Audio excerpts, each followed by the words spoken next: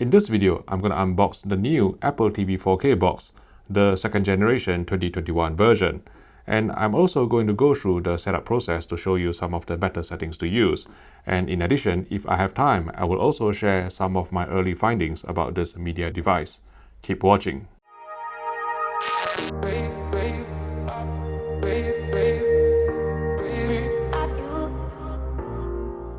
Hello everyone, Vincent Teo from HDTV Test here. I just got the jab yesterday and my arm is still sore, so I couldn't unbox the Samsung QN95 Neo QLED television, so I thought I would instead unbox this smaller device then. So this is the new second generation 2021 model of the Apple TV 4K box, and let's slice open the packaging then.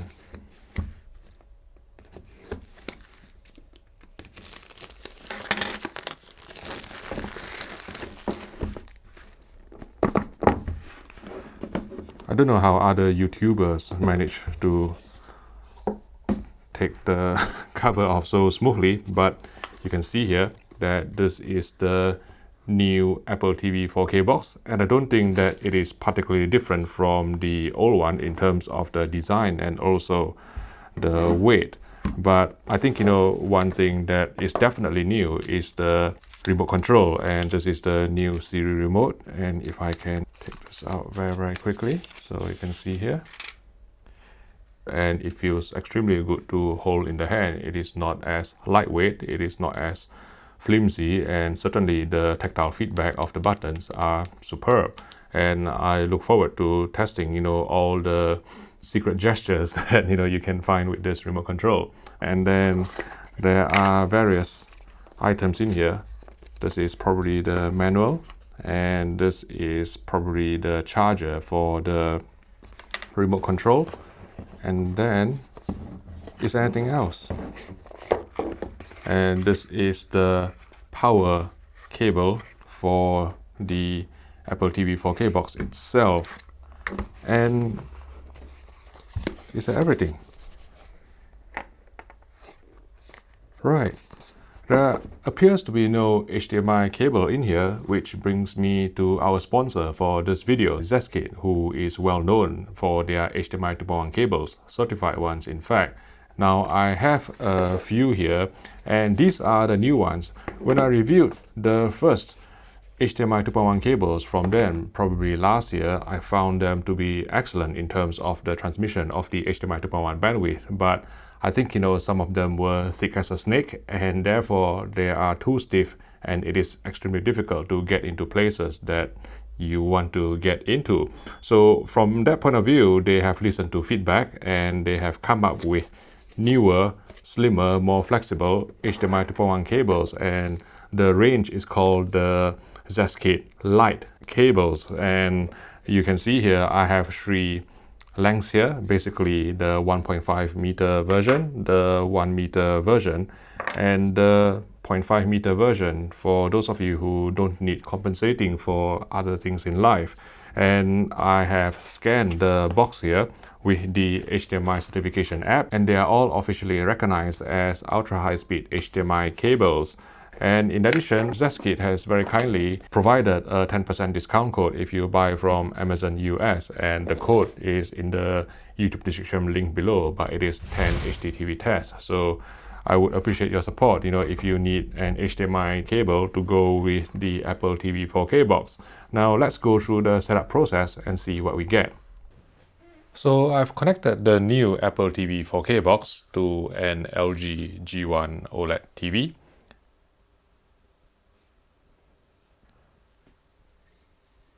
Okay, so it's asking me to touch the remote control.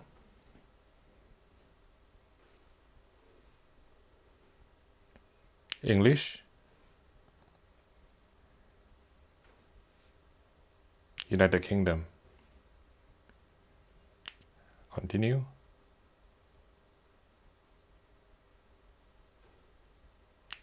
Right, I'll switch to match.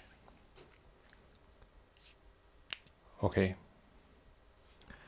And you can choose to set up this Apple TV 4K box with an iPhone. Now my daily driver is an Android, so I am not on the Apple ecosystem at all. But I purposely kept an iPhone just for this purpose, to avoid having to enter my password. So I'm going to try and set it up with an iPhone, and this iPhone 12 is probably going to be the world's most expensive password manager. So turn on Bluetooth, hold the device close to the Apple TV.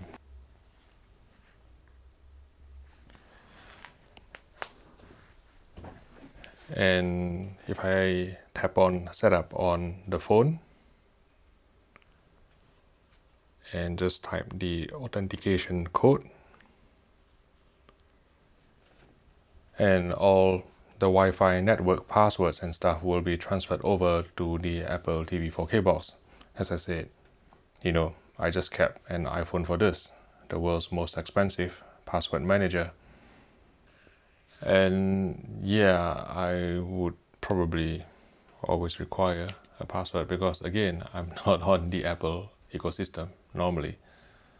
So continue. Not now. Not now.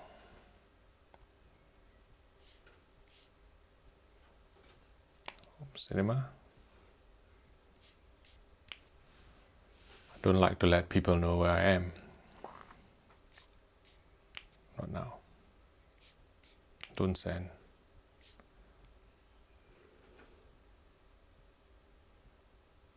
I suppose, I'll have to agree to this. Otherwise, I wouldn't be able to access any of the apps and stuff. So let's go into the settings, and then I'll show you for the video and audio option what you should do with regards to the format. Now, the first thing to do is to usually turn match dynamic range and match frame rate on. What this will do is to ask the Apple TV 4K box to switch HDR content into HDR automatically and SDR content into SDR automatically. And then, with match frame rate, also you will be able to match the output of the Apple TV 4K box to the source content. For example, 24 frames per second, 30 frames per second, 50 frames per second, or 60 frames per second, depending on the frame rate of the source content. And this is very important to avoid any judder on screen. So if we can go back, then with the format, I normally like to just stick with an SDR homepage, because that means that you don't actually drive your TV's backlight or OLED light to the maximum. So I would normally choose between 4K SDR 60Hz or 4K SDR 50Hz. Now, in the European region, there is an argument to stick with 50Hz because, most of the broadcast content here are 50Hz centric. But, if I'm honest with you, I generally would like a smoother interface. So I would go for 4K SDR 60Hz, and just like pickup lines, the smoother, the better. And I'll continue to use this. And this means that the Apple TV 4K box UI will be in SDR, but whenever you play Dolby Vision content, then it will switch into Dolby Vision. Whenever you play an HDR content, then it will switch automatically into HDR. And with the chroma, I would normally like to go for as high as possible, 444, if you can allow for 444 chroma. And because I'm using the Zskit cable that I just plugged earlier, obviously, it passed 444 chroma without any problem at 4K 60Hz. Now, one thing that I would like to show you is whether this new second generation 2021 Apple TV 4K box is capable of outputting HDMI 2.1 FRL signal. So if I can press the green button on the LG remote multiple times, this will bring up the freezing information screen. And you can see here, currently we are running at 8-bit YCPCR 444 UHD resolution, 60 frames per second, and this falls under the HDMI 2.0 bandwidth.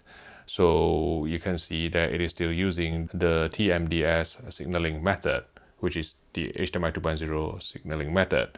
Now, if we switch to 4K HDR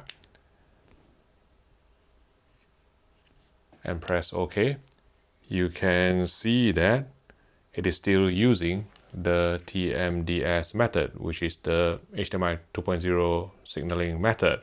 And the chroma has also dropped down to 422, and it is not allowing us to use 444 chroma. So what this means is that the chipset, it is not sending out the FRL signaling method of HDMI 2.1 currently. And you can see here that it is in UHD resolution at 60 frames per second, and then it is in YCBCR 422 chroma format. Now the 8-bit, when you send a YCBCR 422 signal in a package to a TV, it will always look the same, so it can't tell whether it is 8-bit, 10-bit or 12-bit.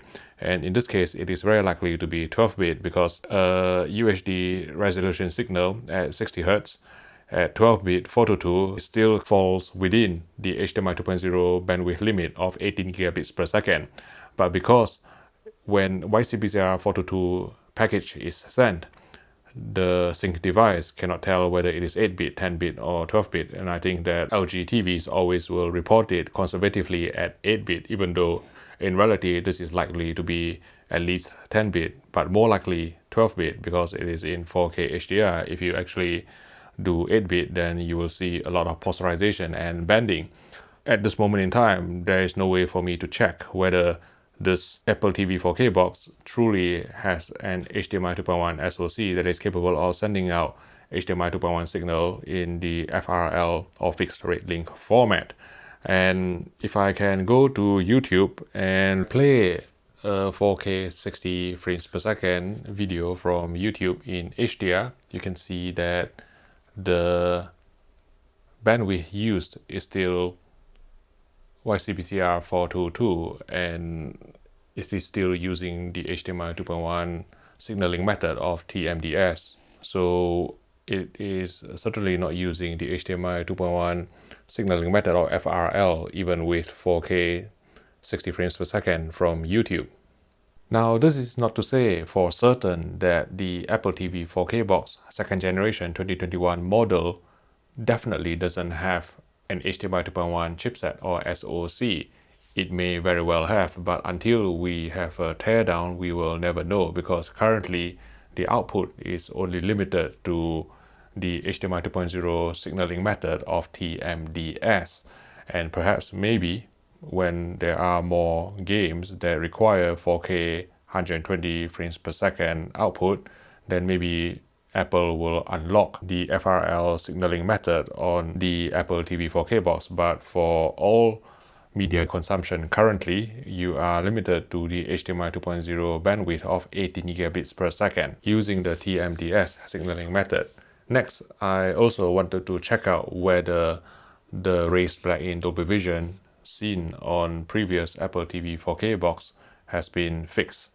And from what I can see in Mindhunter, comparing back and forth between the 1st generation or the older Apple TV 4K box and the new one, 2nd generation one, it appears that the raised black in Dolby Vision has been fixed. Analyzed using the pixel value checker on our Canon reference monitor, you can see that there's still some slight dithering going on, which may manifest itself on some TVs depending on panel variants. But on our calibrated LG G1, black remained perceptibly black in Dolby Vision, which is a massive improvement over the old Apple TV 4K box. If you would like to watch more of our technical videos on Apple products, please click here for our playlist, and I will see you in the next video.